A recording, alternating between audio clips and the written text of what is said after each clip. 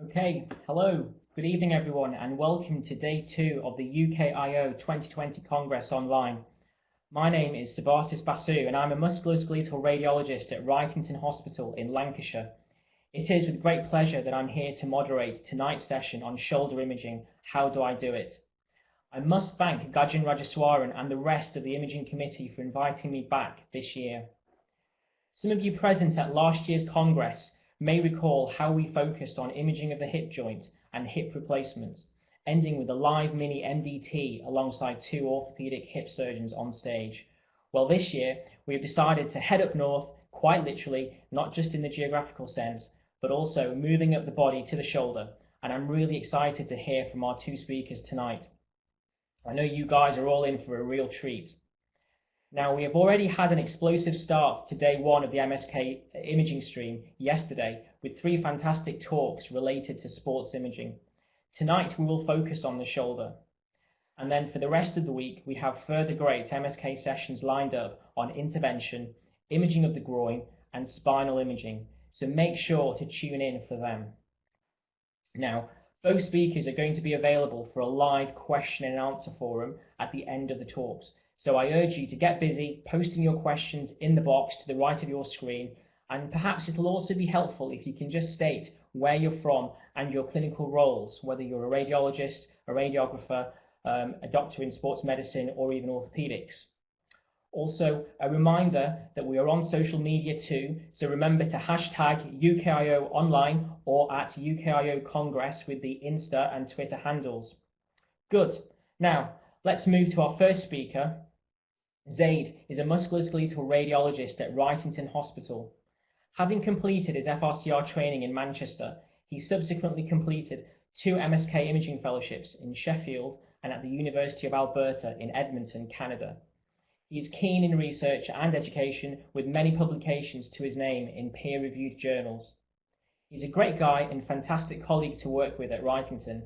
Ladies and gentlemen, How Do I Image Shoulder Instability by Dr. Zaid Al-Ani. Zaid?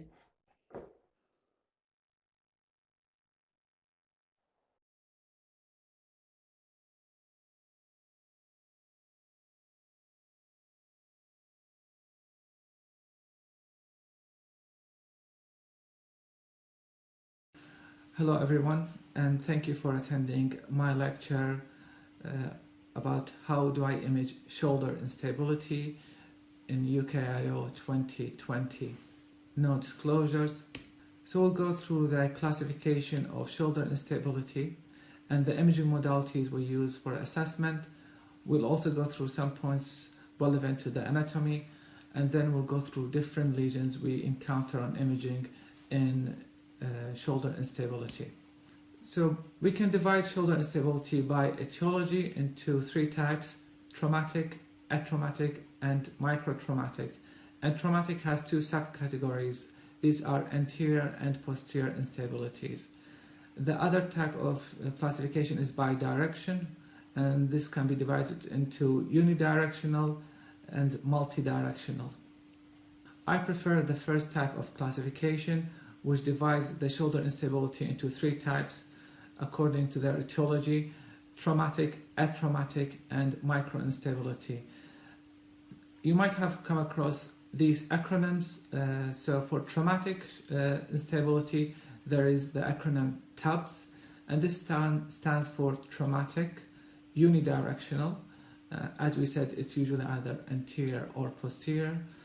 And because the anterior dislocation and the anterior instability is the most common, B for Bankart is included in this acronym, and traumatic dislocations or instability, they often require surgical treatment.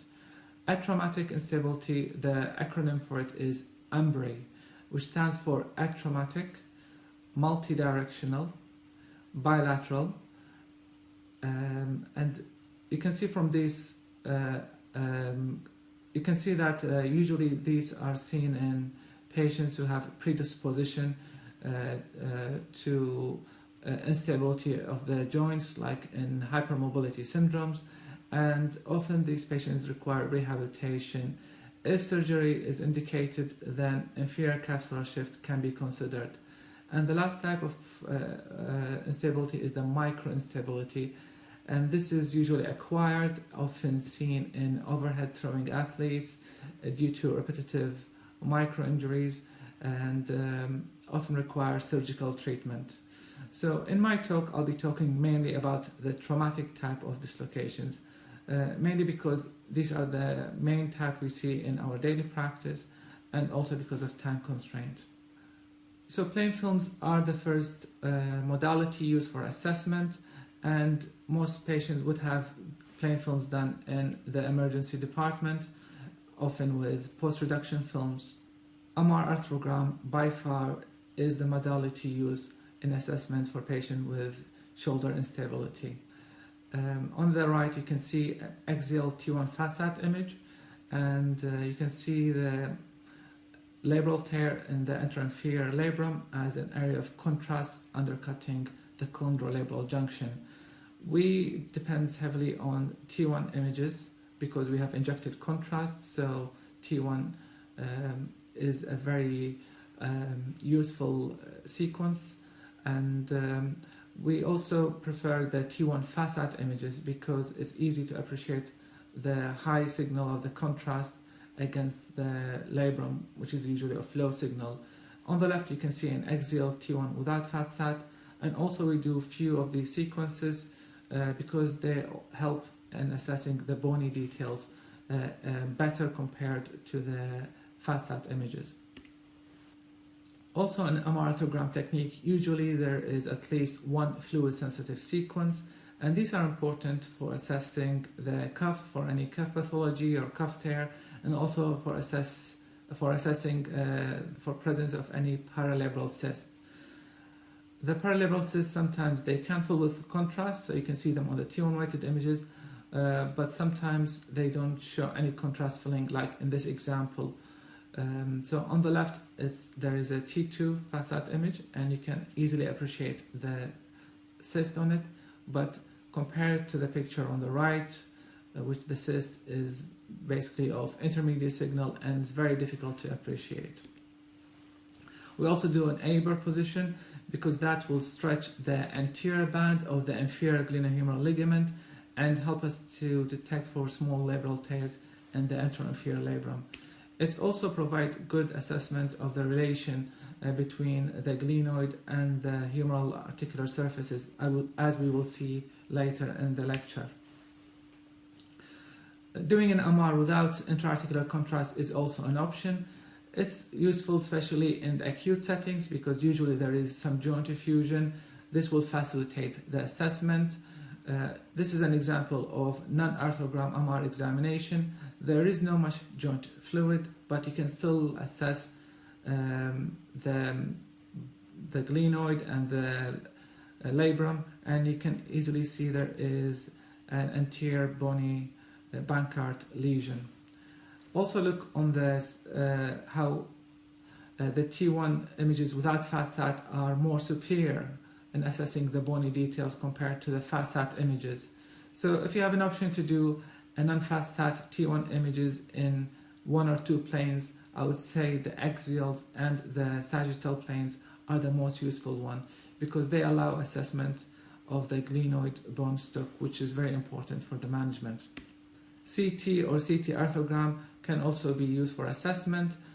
Surgeons would usually request CT arthrogram if they want to assess the bony details because CT is more superior to MR in this regard. And also often it's requested in patients who had previous surgical treatment, especially if it's involving bony repair like lat trajet procedure. Glenohumeral joint stability depends on few factors. We can divide them into static stabilizers, and these are the structures we mainly assess on our arthrogram examinations. So the bony glenoid, the hyaline cartilage of the joint, the glenoid labrum, and the glenohumeral ligaments and the joint capsule. But also there are dynamic stabilizers. These are less frequently injured in patients who have dislocation. These include the rotator cuff, the long-headed biceps tendon, and the other muscles and tendons around the shoulder joint. I just want to go through a few relevant anatomy points that will help us in the assessment. So these are axial images, axial T1 facet images of the glenohumeral joint, and it's important to assess the articular cartilage both on the glenoid side and on the humeral side. The labrum is this triangular shaped low signal tissue encircling the glenoid. It consists of fiber cartilage, so it should basically be of low signal on the obtained sequences. It should be adherent to the glenoid, so there shouldn't be any fluid or contrast undercutting the chondrolabral junction. Apart, of course, from the anterosuperior labrum, this is a common site for variants, normal variants like sublabral recess or sublabral foramen. But the anteroinferior labrum, which is the site most commonly affected by anterior instability and anterior dislocations, you shouldn't see any contrast undercutting the labrum here. About the shape of the labrum, it should be smooth, brown, and regular in outline. It could be slightly blunted or rounded rather than having a nice triangular appearance. These are accepted normal variants in the shape of the labrum. And of course you have your anterior and posterior joint capsules. So this slide demonstrates the anatomy on the coronal images. And on the coronal images you can assess the inferior labrum and also the inferior glenohumeral ligament, which is basically a condensation or thickening of the inferior capsule. And this has humeral attachment, midsection, and a glenoid attachment. So you need to assess all these areas when you assess the glenohumeral joint. And on the right you can see a stack of images scrolling through the glenohumeral joint, so it can give you an idea about the length of the inferior glenohumeral ligament. The anatomy on the sagittal images is also important to assess. So these images are very useful to assess the glenoid bone stock, and it should have a pear-shaped configuration because the inferior glenoid is wider than the superior glenoid. Are very useful. And I like as well to look at the inferior glenohumeral ligament complex on the sagittal images. So usually you have your anterior band and you have your posterior band, and in between these you have the axillary recess. So these three structures are the components of the inferior glenohumeral ligament complex. In anterior instability, usually patients come with a history of anterior dislocation, fall and outstretched hand. This can be the first episode or it could be recurrent episodes. And when you do imaging, usually you look for any lesions that can predispose to instability. And these could be soft tissue lesions or bony lesions, or a combination, of course. So we'll go through the various examples of the anterior instability lesions which are mentioned on this slide. So on these axial images you can see the anteroinferior labrum. It has lifted off the glenoid and there is a clear cleft of contrast undercutting the chondrolabral junction. You can also see the periosteal sleeve. It has lost its nice, smooth, low signal appearance and has become thickened and irregular. So this is an example of a soft tissue Bankart lesion. This is the most common type of labral tear we see in patients with anterior dislocation. It's seen in about 75% of patients and basically refers to a tear of the labrum and the anteroinferior labral ligamentous complex from the bone, and also tear of the periosteal sleeve. This is a different patient who had previous anterior dislocation, and the images on the left shows the anteroinferior labrum. You can see it's ill-defined, slightly irregular in outline, and has intermediate signal, so we know this is abnormal. But on the ABER position, which we prefer to do, you can see how the anterior band of the inferior glenohumeral ligament has stretched the anteroinferior labrum, and this allows for detection of small tears. So there is a small tear, as you can see in this example, and also you can appreciate the intact periosteal sleeve, and this is what we refer to as Perthes lesion. This is another patient who had previous anterior dislocation, and you can see there is absent anteroinferior labrum, and if you look medially there is abnormal low signal tissue, and in fact this is the torn and medialized labrum. So this type of injury we refer to as ALPSA lesion. ALPSA refers to as anterior labral periosteal sleeve avulsion. So basically there is a tear of the anteroinferior labrum along with its periosteal attachment, and they both get retracted and medialized.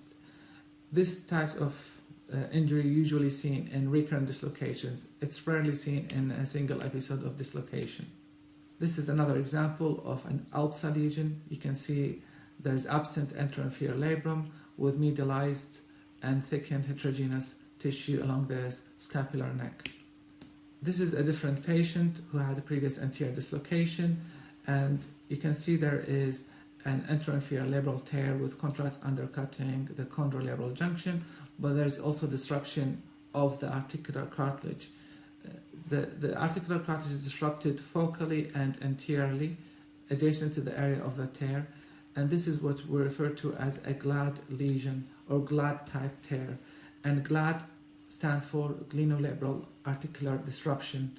So in this type of lesion there is disruption of the articular cartilage in association with non-displaced anteroinferior labral tear. These type of tear are usually stable, but they could be a source of shoulder pain.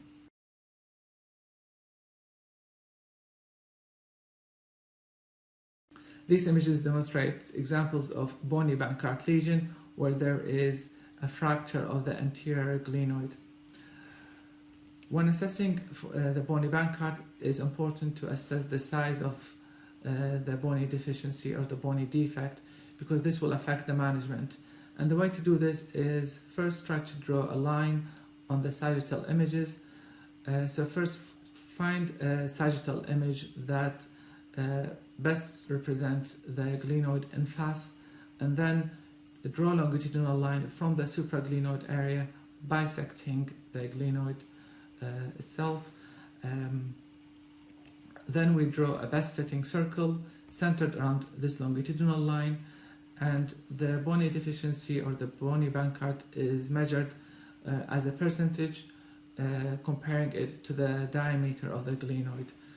Large bony Bankart lesion is defined as bony Bankarts of affecting 25% or more of the glenoid width, and this usually requires open repair rather than laparoscopic repair.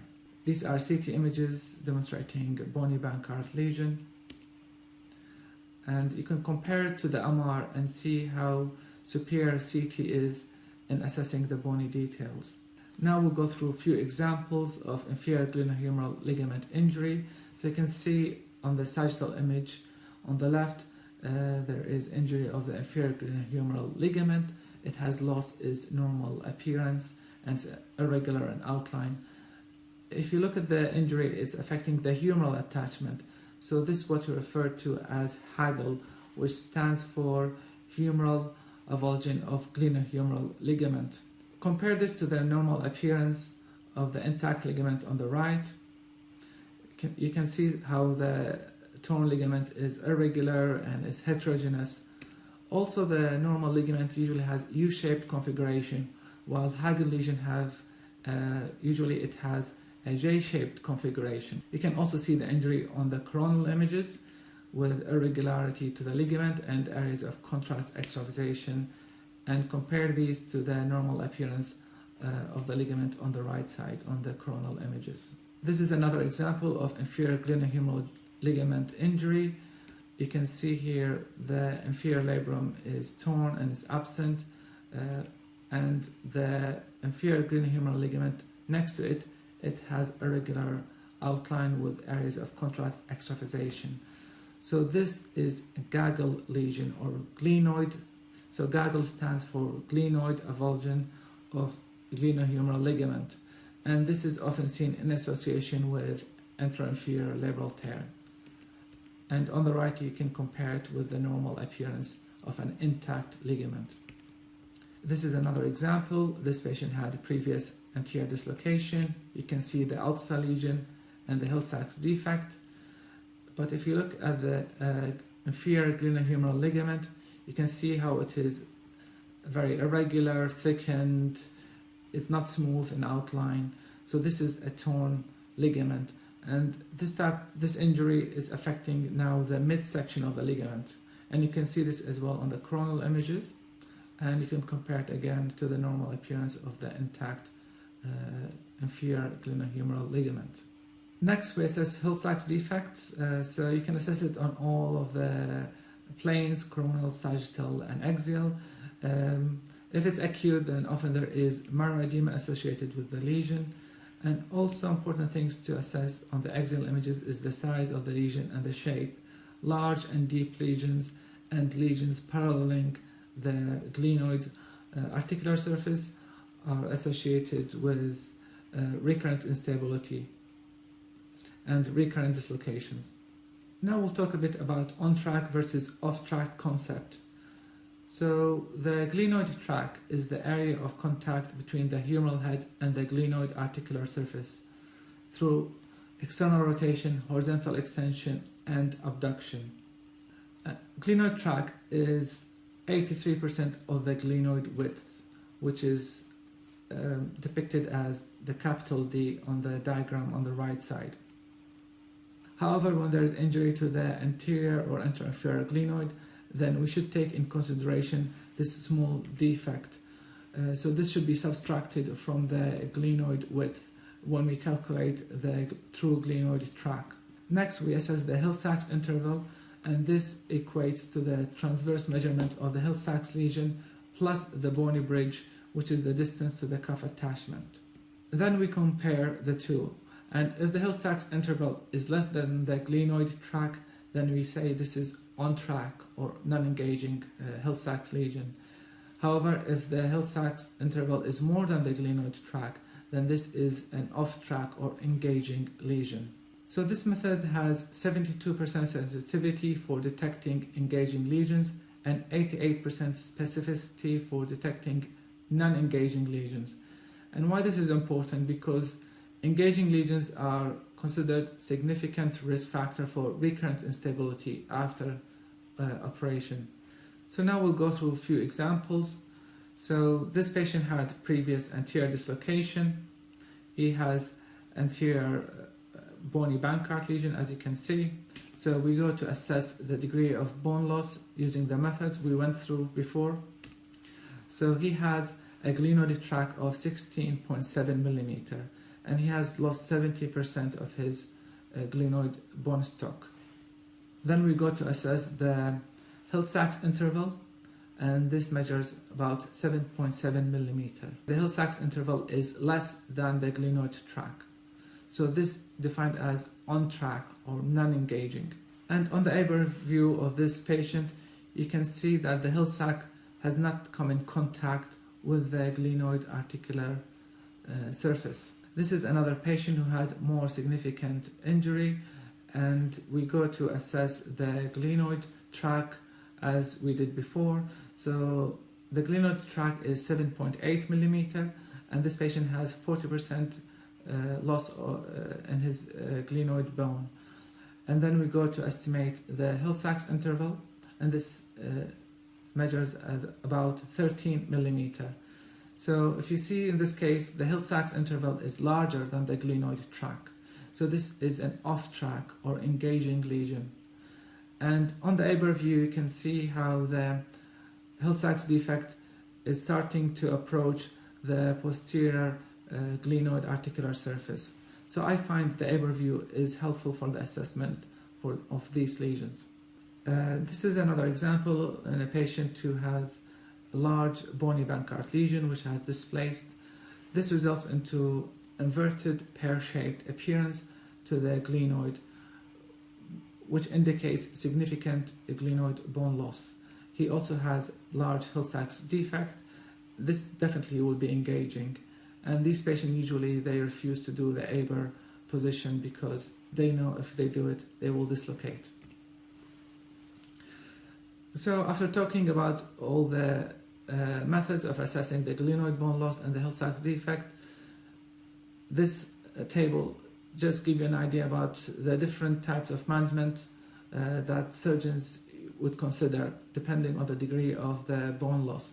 So in group 1, and these patients who have less than 25% of glenoid bone loss and their Hill-Sachs is on track, the treatment is basically to repair the labrum and the capsule. Compare this to the worst group, which is group 4. Those patients have more than 25% loss from their glenoid and their Hill-Sachs is off track. So these patients require treatment similar to group 3, which is glenoid augmentation, plus humeral head procedures, like they may require rumplissage or they may require bone graft. So next we will talk about posterior instability, which is the other type of the traumatic instability. This is less common compared to anterior instability. It's usually seen about in 5% in patients of traumatic instability. It's sometimes seen after epileptic fits or electric shocks, because these usually result into vigorous muscle contraction, which can lead to dislocation. They can be seen after trauma and injury, like if there is a blow to the anterior shoulder, or also in weightlifters. And similar to the anterior instability, they can have different type of lesions. These could be purely soft tissue, or could be a combination of soft tissue and bony injuries. So we'll try to go through a few examples of those. So this patient has what we refer to as reverse Bankart lesion, which is opposite of the Bankart lesion we saw before in anterior instability. So a reverse Bankart lesion is a tear of the posterior labrum, and usually it involves tear of the labrum from its attachment to the corner, to the glenoid corner, and also from the periosteum. And you can see here there is contrast undercutting the labrum, and also the periosteum is thickened and irregular, and it appears torn. This is another example. You can see the posterior labrum is absent. In fact, it has displaced posteriorly. And also if you look anteriorly, you can see an area of depression within the lesser tuberosity. So this patient had previous posterior dislocation, and there was impaction of the lesser tuberosity against the posterior glenoid. So this is the opposite of Hill-Sachs defect we've seen before, and the name for this is reverse Hill-Sachs defect. Another type of labral tear is what we call pulpsa lesion, and pulpsa stands for posterior labral ligamentous periosteal sleeve avulsion. I think of it as it's the equivalent of Perthes disease that we see anteriorly. So basically there is a labral tear. As you can see, there is subtle area of contrast undercutting the labrum, but the labrum is non-displaced, and the periosteal sleeve is stripped and slightly lifted off the bone. You can see the reverse Hill-Sachs defect, so we know this patient had previous posterior dislocation. And if you look carefully, this patient has what's called dysplastic glenoid. So the glenoid is shallow and flat, and it's retroverted. The posterior glenoid rim is dysplastic and underdeveloped. So this is a non-risk factor for posterior dislocation and posterior labral tears. This is also another patient who has posterior labral tear, as you can see, with an area of contrast undercutting. This is what we refer to as a Kim lesion, in which there is a tear with intact and non-avulsed periosteal sleeve. They can be difficult to detect because sometimes they don't fill nicely with contrast, and they can be very subtle. This is another example of posterior labral tear, as you can see on the left. But if you look on the fluid-sensitive sequences on the right, you can see there are multiple small paralabral cysts. And I just wanted to remind you that these can be very difficult to detect on the T1 weighted images, as sometimes they don't show contrast filling. So it's important to assess your fluid-sensitive sequences for those. This is the same example we saw before of a large paralabral cyst. This patient had posterior labral tear resulting into this cyst. This cyst is located in the spinoglenoid notch region, so it can press on the suprascapular nerve, affecting its innervation to the infraspinatus muscle, leading to denervation. And if you look on the T1 image, it's very, very difficult to appreciate the cyst compared to the fluid-sensitive sequences. This is just an example of a patient who had extensive labral tear affecting the whole labrum circumferentially. So just before finishing, I'll talk quickly about atraumatic instability. It's usually multidirectional, and it's usually seen in patients who are predisposed to this. So they usually have hypermobility syndromes. It is typically bilateral, and it's usually the patient mentions multiple episodes of subluxations rather than dislocation. Imaging features will include increased capsular volume, so you can see maybe capacious and prominent subscapularis or axillary recess. In non-athletes, often there is no labral tear. However, in athletes, you could see labral tears or degeneration, and most commonly in the anterior labrum. Microtraumatic instability. So as we said before, these usually results from chronic repetitive injuries to the capsular structures. They can be seen in throwers and overhead athletes commonly because of small repetitive injuries, and they are unilateral, affecting the dominant hand. When it comes to imaging, then you might see evidence of laxed joint capsule, and usually the findings in microtraumatic instability depends on the type of the lesion. Often they usually limited to the cranial half or the upper half of the labrum and the capsular structures. So those patients might have slab tears, they might have abnormalities to the superior capsule, like to the rotator interval capsule, or they might have injuries to the biceps pulley ligaments. And sometimes there are evidence of injury to the rotator cuff or rotator cuff tear secondary to impingement. So my take-home message is remember your acronyms. In anterior instability, assess the labrum, then go to assess the other soft tissue structures. These are the capsule, the glenohumeral ligament, and the cartilage. And then go and assess the bony structures. Assess both the humerus and the glenoid for any bone loss, and try to estimate the degree of glenoid bone loss and whether the Hill Sachs is engaging or non-engaging, because these are important points for the surgeon to decide about the management. In posterior instability, think of it as the opposite of anterior instability. It is less common compared to the anterior instability. Fluid-sensitive sequences, they are important to assess for the cuff, assess the presence of paralabral cyst, and also for any marrow edema. And lastly, CT or CT arthrogram is very good in assessing the bony details. And these are some useful references. Thank you very much.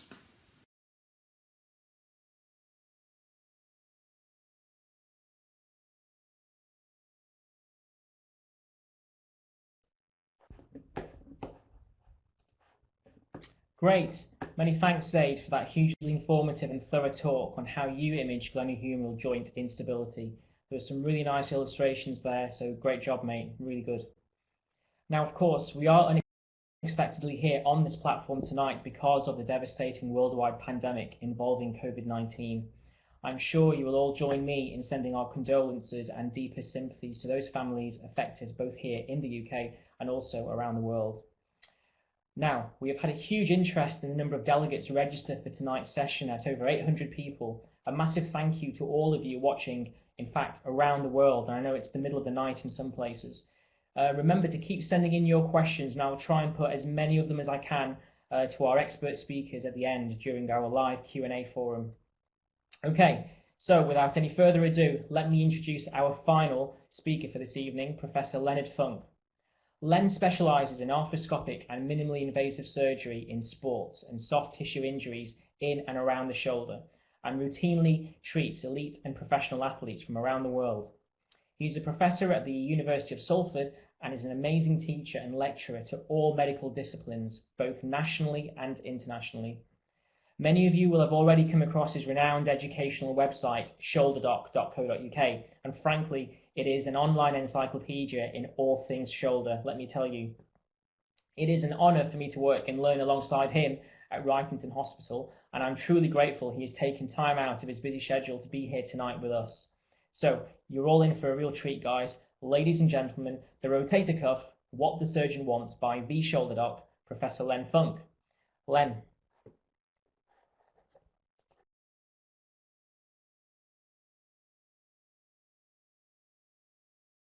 Hi, my name's Leonard Funk. I'm a shoulder surgeon at Wrightington Hospital. I work with Dr. Basu, who kindly asked me to come along and give this talk for you today. I'm very sorry we're not able to do it face to face, but hopefully this will be just as good, if not better, because you can do it from the comfort of your own home. So Shub asked me a few questions about what he would like to see in this presentation. So what is it I want to know from a radiologist or radiology report? Is it important to know the report and read the report in the context of the cuff pathology? And how do the findings help my decision making? And he asked me to include some surgical videos and pictures, which no problem, we can do.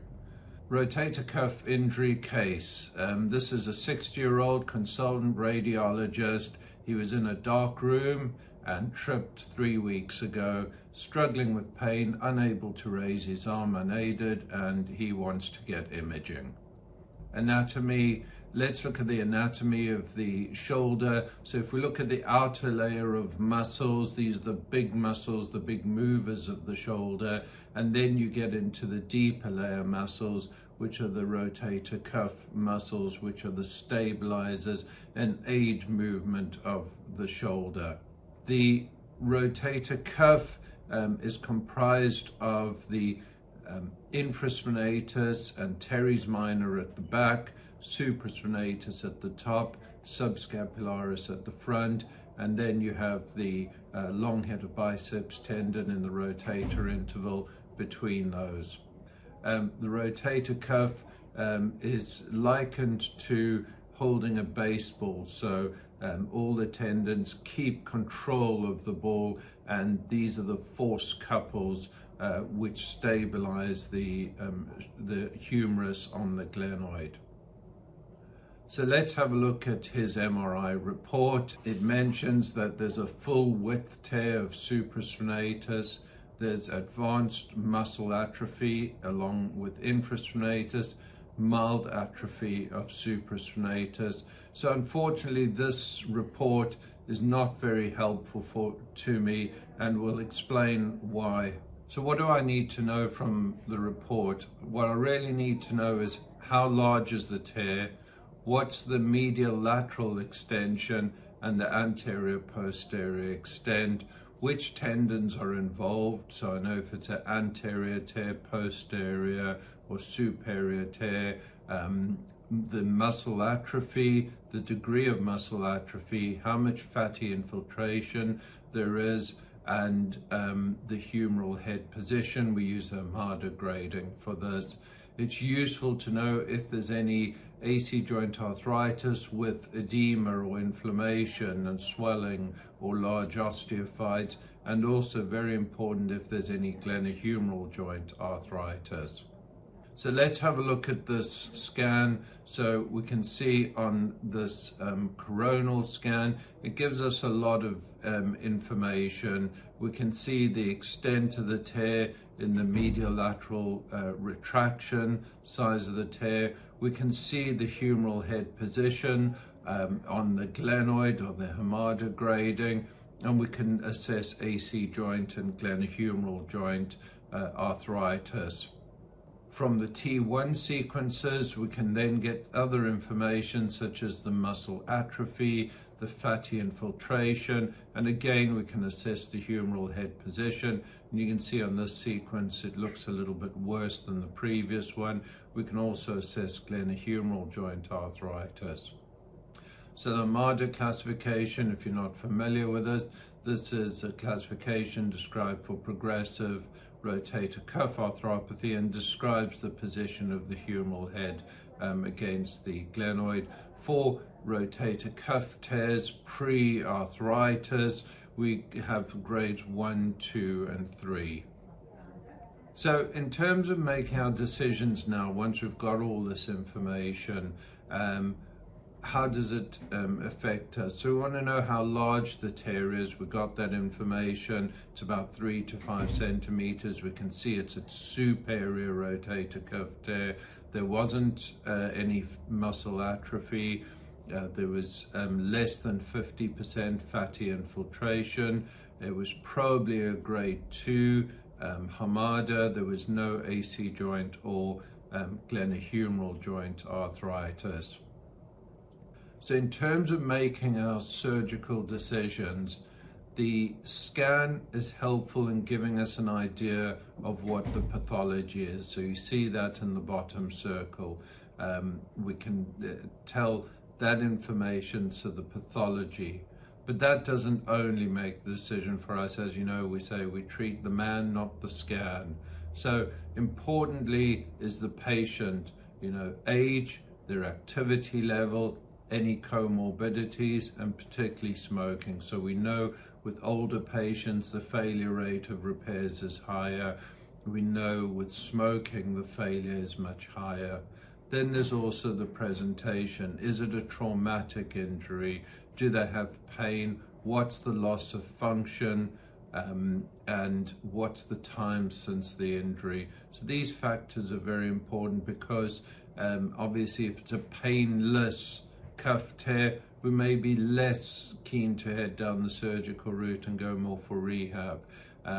If they have excellent function and just purely some pain, we could manage that with non-operative measures. The time since the injury gives us an idea of chronicity, and there's some evidence that later repairs don't do as well as early, although this is not all that clear in the literature. So the great study from Oxford, which was part of the UKIO trial, they found the big 2 independent variables for re-tear rates or for healing of rotator cuff tears is the age and the tear size.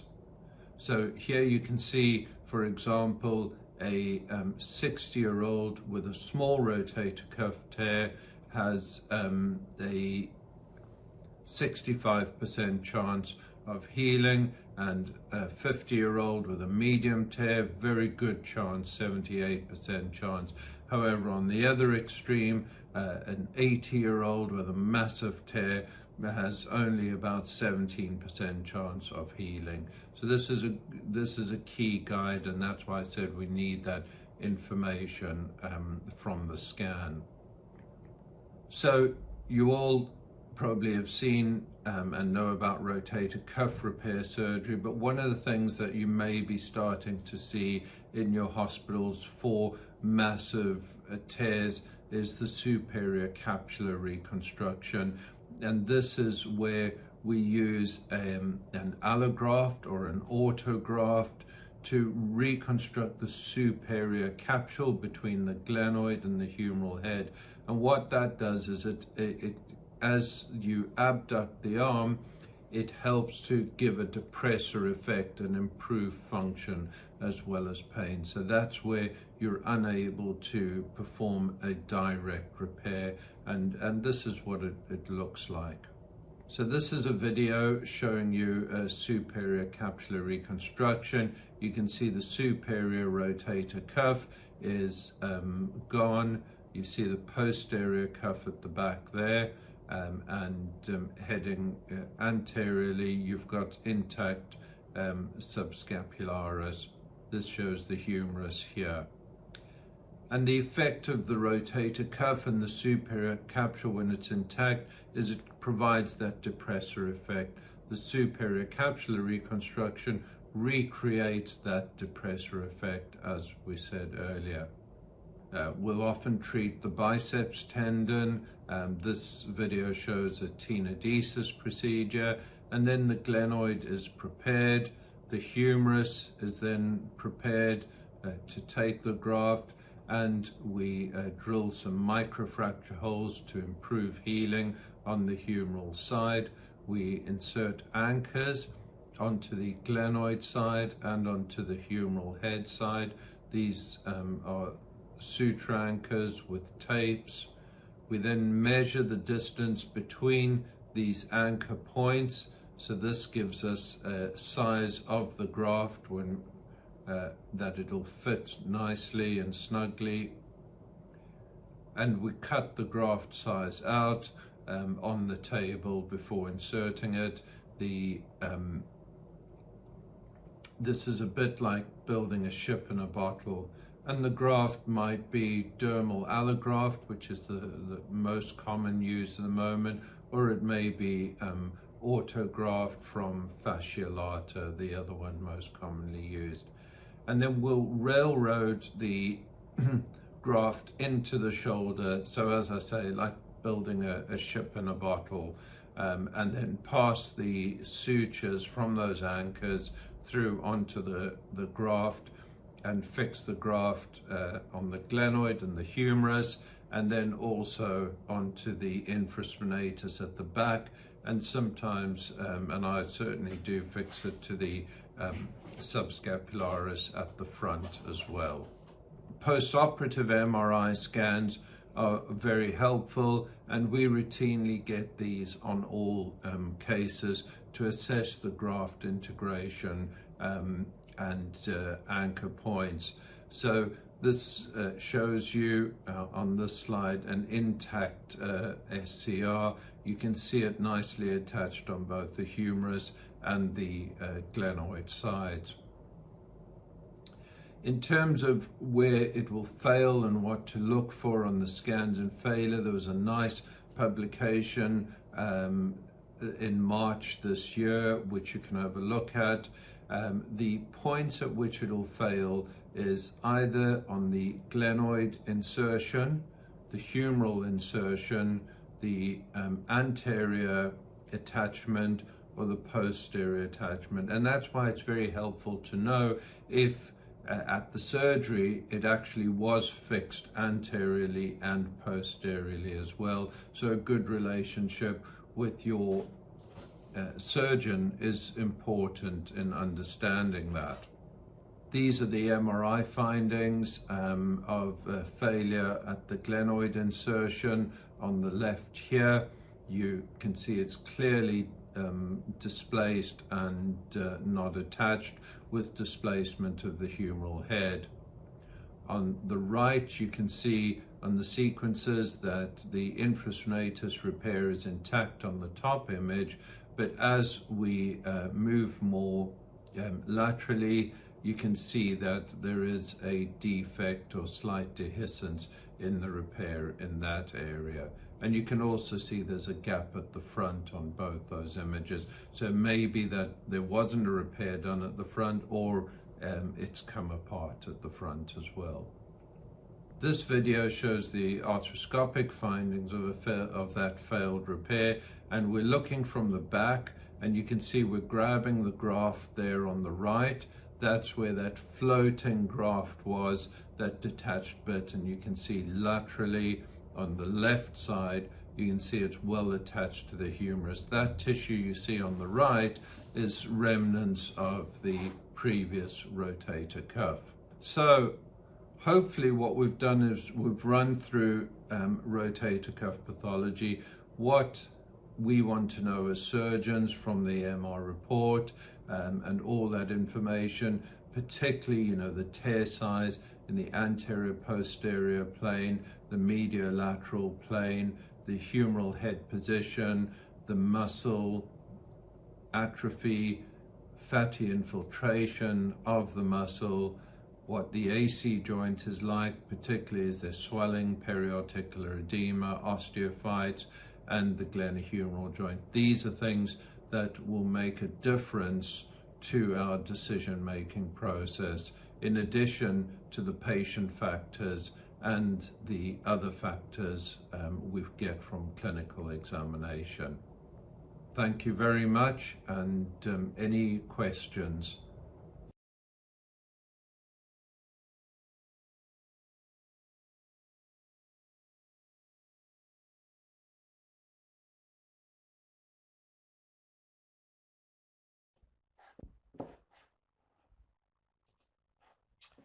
Great, that was awesome, Len. Thanks very much for giving a surgical perspective around the management of rotator cuff tears. It was really informative, and I love those videos, getting the message across as always, so fantastic stuff. Right, we're going to move on now to the Q&A forum, and while Zaid and Len come on stream, just a reminder to all of you watching at home to tune in tomorrow evening to three fantastic colleagues from Leeds and Oxford who are going to talk to you about MSK intervention.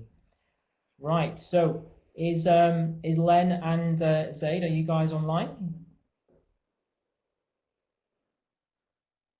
Hello, there's Len. I'm here. And Zaid. Excellent, great. So we've got quite a few questions now coming from the delegates, which is great, and we'll try and go through as many of them as we can. So first question I see from Michael Dean from London, and he's asked, just wondering about the plain film projections that are undertaken in the department for shoulder dislocation. So obviously there's variations between institutions, and he's asking what our preference is. Zaid, do you want to take that first? Yeah, so same with any joint or bone you want to assess, you need two views. I think the main one we usually do is the AP one, and then you need another additional view. Then the answer to this depends on the patient, I think.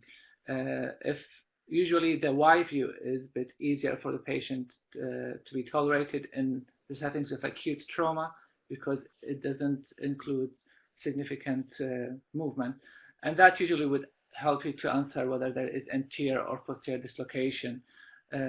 If patient can tolerate other views like an axial view or modified axial view, then these also will answer the question, and also they give you the advantage of assessing the glenoid rim for any fractures.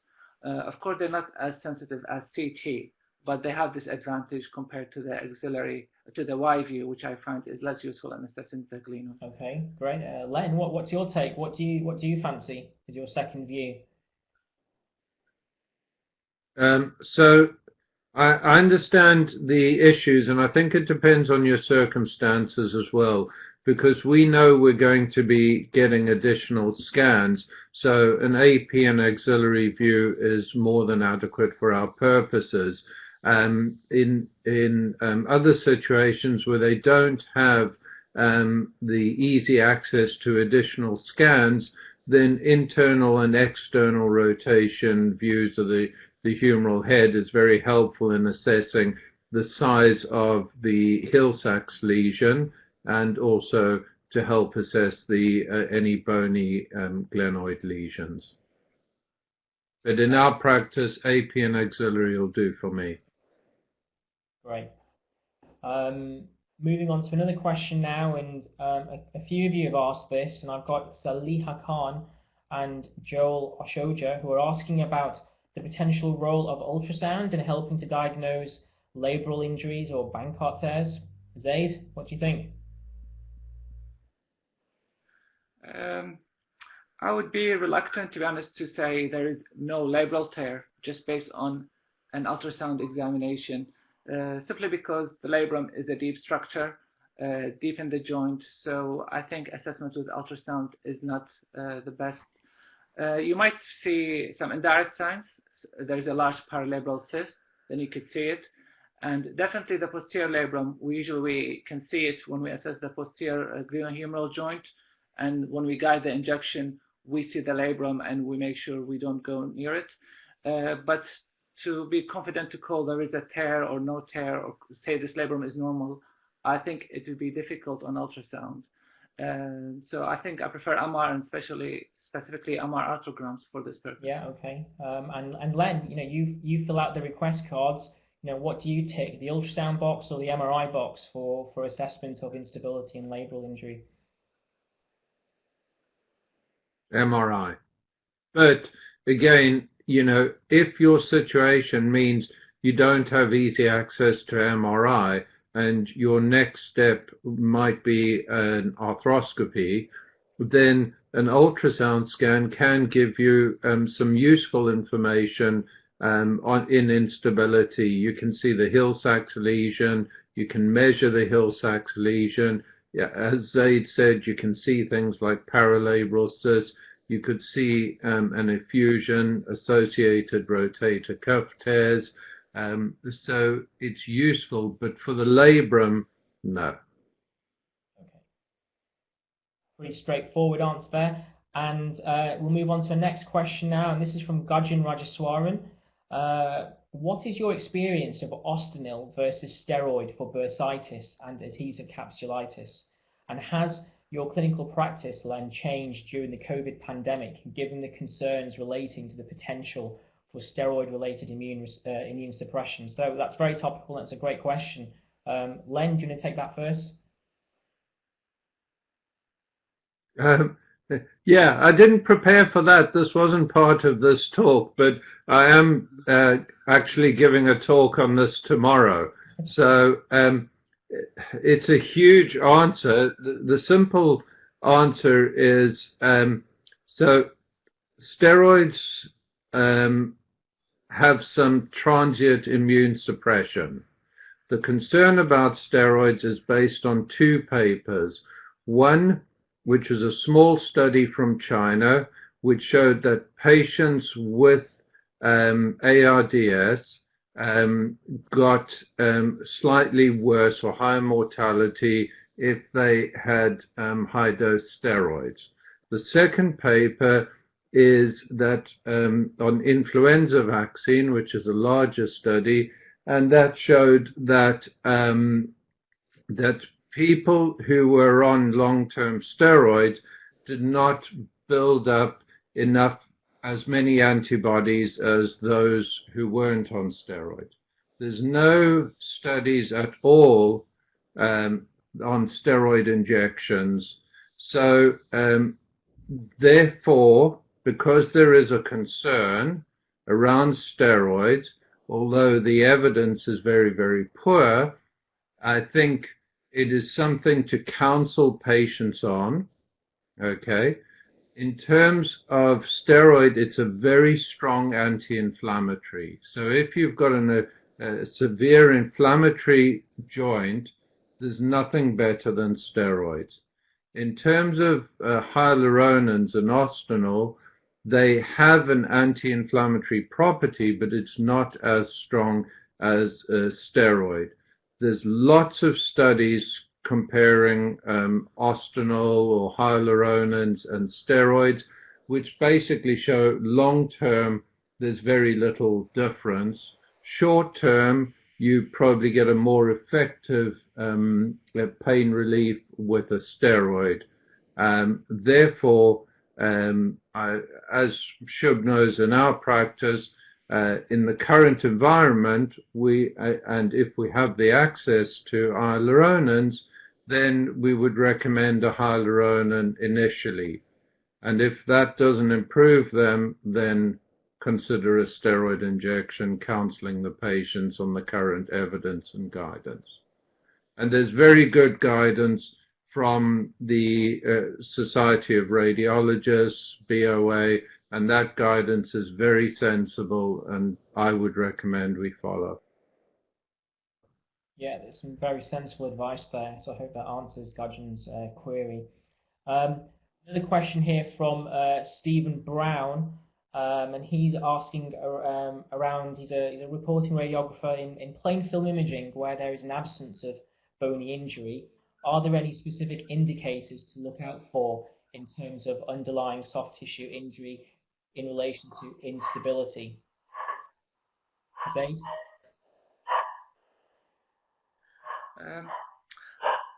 So I think it's a clinical, it's a clinical question. Great. Patient will be seen by A&E, and then they decide whether he needs to be seen by the orthopedics, which I would say that's usually what happens after an episode of dislocation. They make sure it's relocated and then be seen later by orthopedics. Definitely, if there is any signs of recurrent instability or recurrent dislocation, then there is an indication for imaging to ensure that all the soft tissue structures, the labrum, the glenohumeral ligaments, which we can assess on the plain films, we need to assess those because these are important stabilizers of the joint. But also, I would see what Mr. Funk think of this Well, question. I was thinking of moving that on to another question as well, and you can maybe tie this all in. How important is an arthrogram in labral tears? And if you take into the context of the availability of 3T MRI, if you're going to assess instability, what's your kind of take on a plain 3T MR versus doing an arthrogram?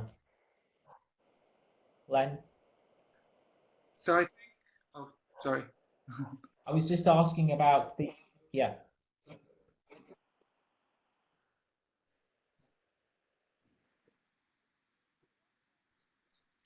So I guess the question is,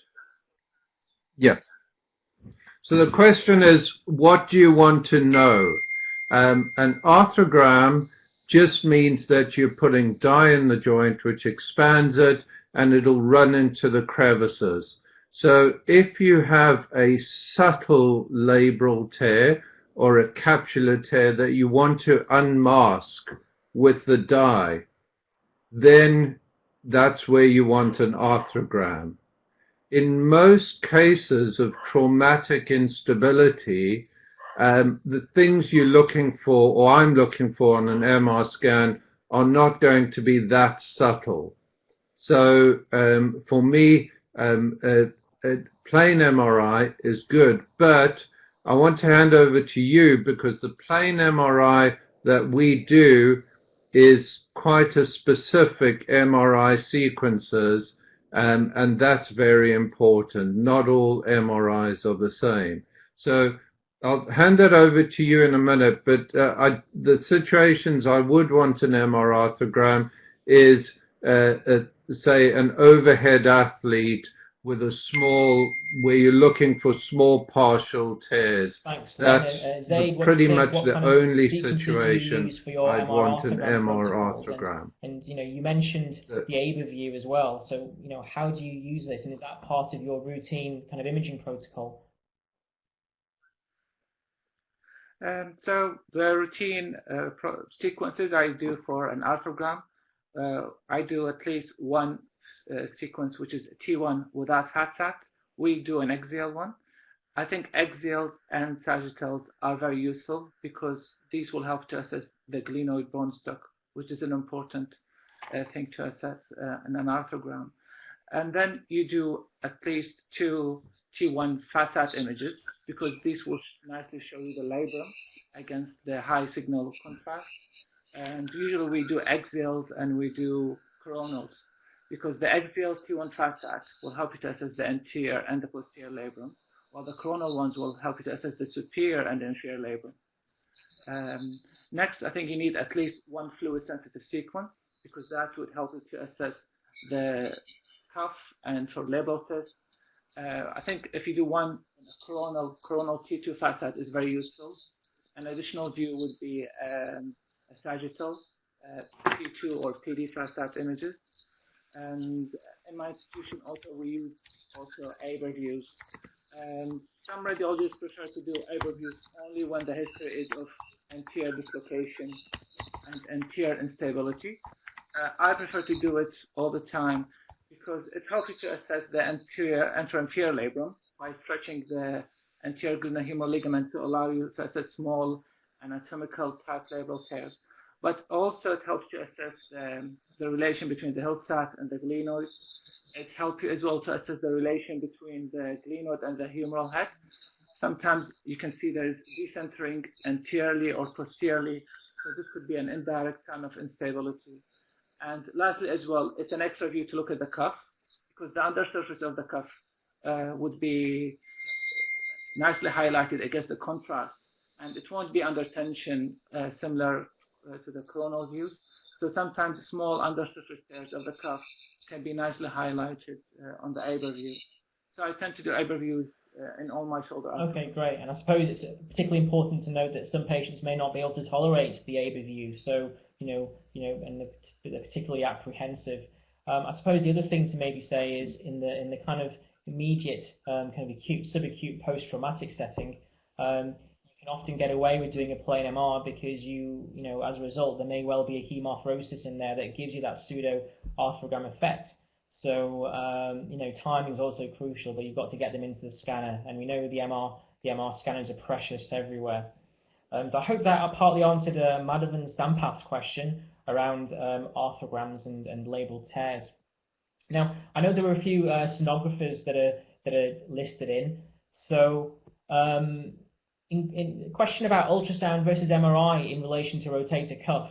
Now, Len, you do a few office ultrasounds, I know. What's your take?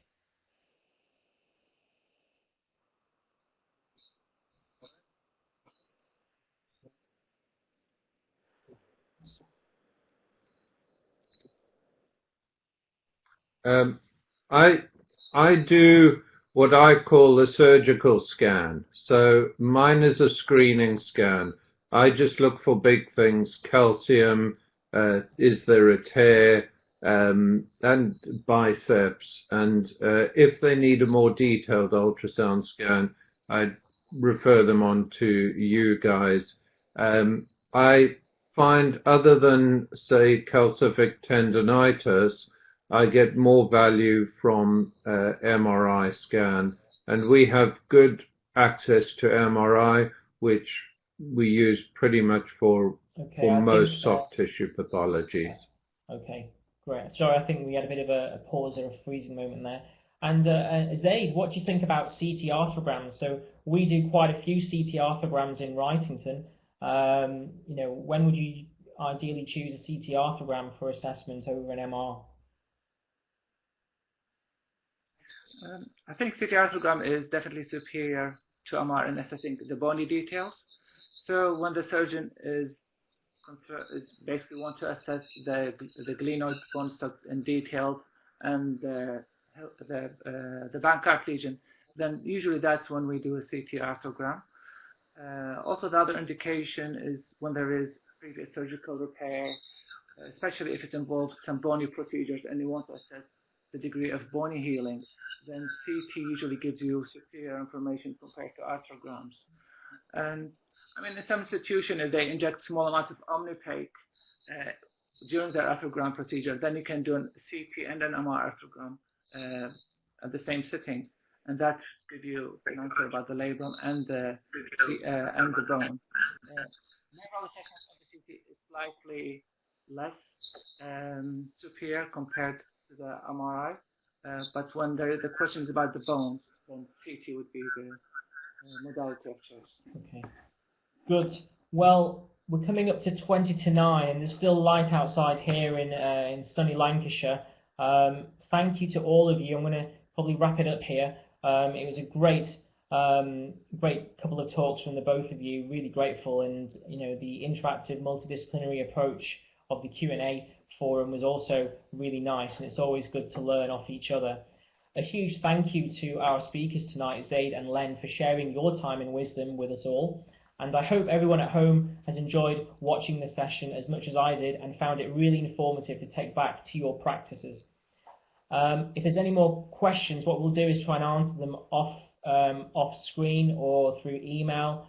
Otherwise, I want to wish you all the best. Enjoy the rest of the UKIO 2020 Congress, and of course, stay safe. So bye-bye and good night. Bye. Thank you.